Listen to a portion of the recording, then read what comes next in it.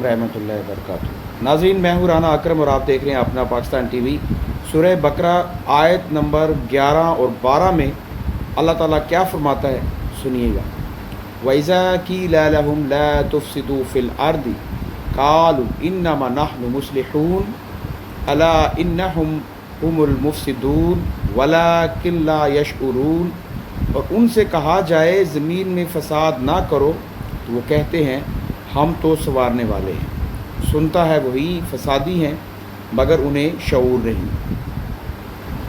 ज़मीन में फ़साद ना फैलाओ। इस आयत और इसके बाद वाली आयत में इरशाद फरमाया कि जब ईमान वालों की तरफ से उन मुनाफिकों को कहा जाए कि बातिन में कुफर ना रख और सही ईमान लाने में पसो पेश करके ज़मीन में फ़साद ना करो, तो वो कहते हैं तुम हमें इस तरह ना कहो क्योंकि हमारा मकसद तो सिर्फ़ इस्लाह करना है। ऐ ईमान वालो, तुम जान लो अपनी उसी रवश पर कायम रहने की वजह से यही लोग फ़साद फैलाने वाले हैं, मगर उन्हें इस बात का शऊर नहीं, क्योंकि इसमें वो उनमें वो हिस्स बाकी नहीं रही जिससे ये अपनी इस खराबी को पहचान सकें। मुनाफिकों के तर्ज़ अमल से ये भी वाज़ेह हुआ कि आम फसादियों से बड़े फसादी वो हैं जो फ़साद फैलाएँ और उसे इस्लाह का नाम दें। हमारे माशरे में ऐसे लोगों की कमी नहीं जो इस इस्लाह के नाम पर फ़साद फैलाते हैं और बदतरीन कामों को अच्छे नामों से ताबीर करते हैं। आज़ादी के नाम पर बेहयाई, फ़न के नाम पर हराम आफ़ाल, इंसानियत के नाम पर इस्लाम को मिटाना और तहज़ीब व तमद्दन के नाम से इस्लाम पर इतराज़ करना, तौहीद के नाम लेकर शान रिसालत का इनकार करना, कुरान का नाम लेकर हदीस का इनकार करना वगैरह वगैरह, ये सब फ़साद की सूरतें हैं।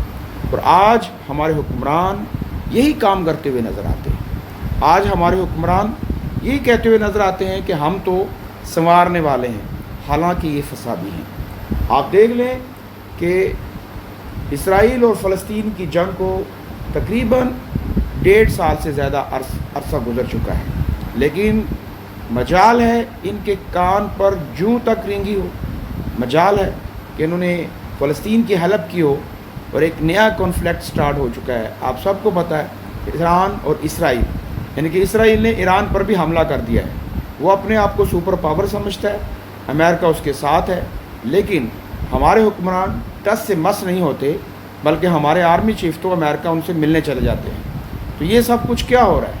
ये सब कुछ वही कुछ हो रहा है जो अल्लाह ताला कुरान में फरमा रहा है कि ये सब कहते हैं कि हम संवारने वाले हैं, हालांकि ये फ़साद फैलाने वाले हैं, ये फ़सादियों का साथ देने वाले हैं, ये मुसलमानों का साथ देने वाले नहीं हैं। तो ये आप देख लें कि जब से ईरान और इसराइल की जंग स्टार्ट हुई है, किसी भी मुस्लिम हुक्मरान ने ईरान को सपोर्ट करने की बात नहीं की, हालांकि ईरान को सपोर्ट करना चाहिए था और इससे पहले फ़लस्तीन को सपोर्ट करना चाहिए था। ना इन्होंने फ़लस्तीन को सपोर्ट किया, ना इन्होंने ईरान को सपोर्ट किया। ये सब सिर्फ मज़म्मत करते हुए नज़र आते हैं और कोई इनको कोई काम नहीं है और सिर्फ मज़म्मत से काम चलाते हैं। तो आप ने कल जुमातुल मुबारक में अली ख़ामनाई को देखा कि उन्होंने अपनी कौम से ख़िताब किया और उन्होंने अपनी कौम को बताया कि हम पीछे हटने वाले नहीं हैं, हम अमेरिका को भी जवाब देंगे, इसराइल को भी जवाब देंगे और अपनाए हरमस जो समुद्री रास्ता है तजारत का, हो सकता है हम उसको भी बंद कर दें, क्योंकि अपनाए हरमस अगर बंद कर दिया जाता है तो 20% दुनिया की जो सप्लाई है, तेल की सप्लाई जो है वो बंद हो जाएगी। तो ये अमेरिका सबसे बड़ा मुनाफिक है, सबसे बड़ा गद्दार है और सबसे बड़ा मुसलमानों का दुश्मन है। और आपने देखा कि कभी वो इसराइल की मिन्नतें करता हुआ नज़र आता है, कभी वो ईरान की मिन्नत करता हुआ नज़र आता है और कभी ईरान को धमकी देता हुआ नज़र आता है। कभी कहता है कि आप मुज़ाकरात करें और कभी कहता है कि हम आप पर हमला करेंगे और कभी कहता है कि ख़ामनाई जहाँ छुपा हुआ है हमें पता है और हम इसको मार सकते हैं, लेकिन मारते नहीं हैं। ख़ामनाई तो आपके सामने जुम्मातुल मुबारक में खुतबा दे रहा है और लाखों लोग बैठ के सुन रहे हैं। ये कल की लाइव ट्रांसमिशन है नाजरीन, जो आपकी स्क्रीन पे आपको नज़र आ रही है। तो ये छुपा हुआ नहीं है, ये डरता नहीं है। अगर ये डरता, ये छुपा होता तो ये कभी भी जुम्मा के इज्तिमा को ख़िताब ना करता। इसने जुमे के इज्तिमा को खिताब भी किया और बताया कि हम डरने वाले नहीं हैं, نہ ہم امریکہ سے ڈرتے ہیں، نہ ہم اسرائیل سے ڈرتے ہیں، نہ کسی سپر پاور سے ڈرتے ہیں، اور ہم جو ہے وہ اینٹ کا جواب پتھر سے دیں گے، اور ہم پیچھے ہٹنے والے نہیں ہیں۔ اور انہوں نے یہ بھی کہا کہ اگر امریکہ اس جنگ میں براہ راست شامل ہوتا ہے تو ہم امریکہ کو بھی جواب دیں گے۔ یہ بڑی بات ہے، بہت بڑی بات ہے، بہت کانفیڈنس ہے اس بندے کے اندر۔